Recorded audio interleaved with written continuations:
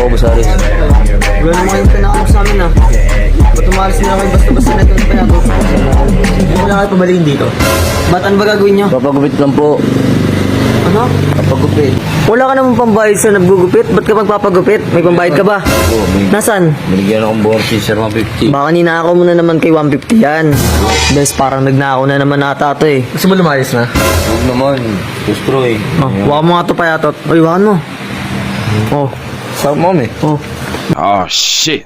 Here we go again. Ba't ka umalis nang walang paalam? Bakit? Sumama mo makatingin ah. Pagkakaya kita. Angas-angas ka dito, ano bakit? Tangin dalawa kayo, no? Lagi